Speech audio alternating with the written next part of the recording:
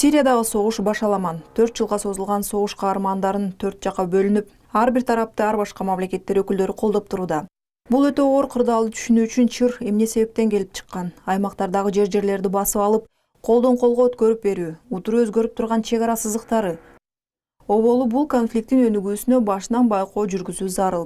Алгачкы ок замбиректердин добушу 2011 жылдын март айында жаңырган. Анда араб жазы деп аталган нааразылык толкуну Сирия жетекчиси Башар Асад ок атуулар менен токтотууга аракет кылган. Ошол эле жылдын июль айында бир канча нааразылык акцияларынын катышуучулары ошондой эле ок атуулар менен жооп берген жана бир канча Сирия армиясынын аскерлери да аркы тарапка өтүп кетип, өздөрүн эркин Сирия аскерлери деп атап алышкан. Ушул мезгилден тарта Сирияда чоң согуш башталды. Сириядагы көтөрүлүшкө чыккандардын катарына ар кайсы региондордон экстремисттер агыла баштады. Бир четте Асад да бул кырдаалга өз салымын кошту. Себеби ал түрмөдөгү жихадчыларды боштондукка чыгарып салган. Алар өз кезегинде эл арасында экстремизм идеяларын таратып баштады. 2012 жылдын январь айында Аль-Каида ичинде Джибат ан-Нусра тобу түзүлүп бөлүндү. Ошол убакытта көпкө чейин өзүнүн автономиялыгын ала албай жүргөн сириялык күрттөр мамлекет аскерликтин карамагындагы ок сактоочу складдарды ээлеп алып, биротоло Асадтын режимине баш ийбей, Сириянын түштүгүнөн өзүнчө аймакты ээлеп алышты. Асадтын жакын өнөктөшү Иран анын уруксаты менен Сирияга өз аскерлерин киргизди. 2012 жылдын аягында Иран учактары менен күнүгө Сириянын жүздөгөн аскерлерине курал ок дары менен камсыздандырылган жүктөрүн жөнөтүп турат. Ошол эле учурда мунайга бай өлкөлөрдүн бири Перситтен Сирия жана Иран аскерлери менен согушкандарга туруштук берүү үчүн каршы чыккандарга зор каржылык жардам көрсөтө баштайт. 2012 жылдын орто ченинде Иран тараптагы Ливандын Хезбалла шейит уюму Асад менен биргелешип калат.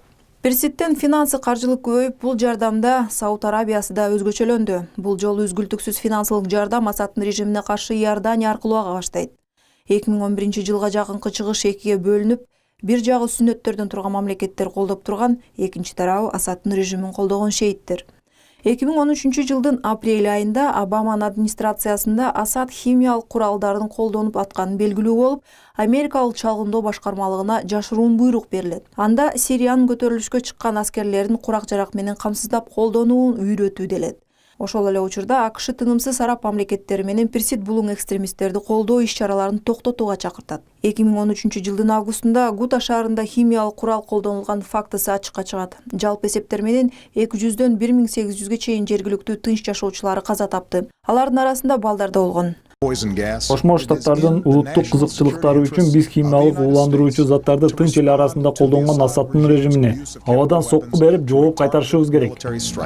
АКШ тараптан согуш аракеттерин болтурбоо үчүн бул химиялык заттарды жок кылууга Орусия Сирияга химиялык заттардын контролун эл аралык уюмдарга берүүнү сунуштады.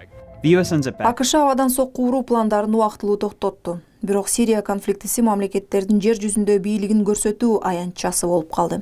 Америка Асадка каршы, ал эми Орусия Асад менен бирге. Бир канча аптадан кийин Обаманын чалгындоо башкармалыгына берген жашыруун буйругу толугу менен ишке киришишти. 2014 жылдын февралында согуштун жүрүшү толугу менен башка нукка бурула баштады. Ирактагы жайгашкан Аль-Каида уюмунун бир бөлүмү Сирия конфликтисине көз карашы туура келбестиктен бөлүнүп кетет. Бул топ Ирак жана Сирия ислам мамлекети деп аталып калат да, Аль-Каида уюму ага душман болуп калат. Ислам мамлекети Асад менен согушпайт, бирок чындыгында алар Сириядагы каршы чыккан күрттөр менен согушуп, жаңы жерлерди ээлей баштады. Ислам мамлекетинин негизги максаты Сирияда көз карандысыз халифат мамлекетин түзүү болгон. Террористтерге абадан сокку урууга да, ошондой эле Сириядагы ислам мамлекетине каршы чараларды баштоого да даярбыз. Ошол эле жылдын жайында Пентагон Сириянын каршы чыккан аскерлерин үйрөтүү программасын баштайт, бирок чалгындоо программалыгынан айырмаланып, ал Асадка эмес, ислам мамлекетинин согушчандарына каршы үйрөтө баштайт. Ал проект иш жүзүнө ашкан жок. 2014 жылдын августунан Түркия, Ирак жана өз мамлекетиндеги күрттөрдүн уюмдарына каршы бомбалоону баштады. Бирок күрттөр ислам мамлекетине каршы күрөшүп атканы белгилүү. Туркия Сирияга жайгашкан ислам мамлекетине кол салган жок. Мындай позиция Асадка каршы чыккан сириялыктарды колдогон мамлекеттер менен АКШнын ортосундагы мамилени ого бетер ырбатты. Сырткы мамлекеттер душманы ислам мамлекетиби же Асадпы жана кайсы тарапты колдоорун көп түшүнбөй калды. Ошондой эле мындай кырдаал күрттөр арасында түшүнбөстүктөрдү жаратты. 2015 жылы сентябрь айынан тарта Орусия Сирия конфликтисине катышууга тикеден-тике чечим кабыл алып, өз аба майданынын согушчандарын Сирияга жөнөтө баштады. Орусия аба чабуулун ислам мамлекетине гана согуп атканын билдирүүдө. Бирок ошол эле учурда ал Асадка каршы чыккандарга жана жөнөкөй жарандарга да сокку уруп атканы маалым. Алардын арасында официалдуу түрдө АКШнын колдогон күчтөрү.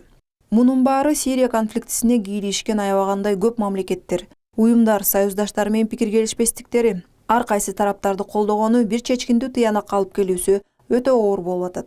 Ошондуктан бул согуштун токтой турган түрү жок.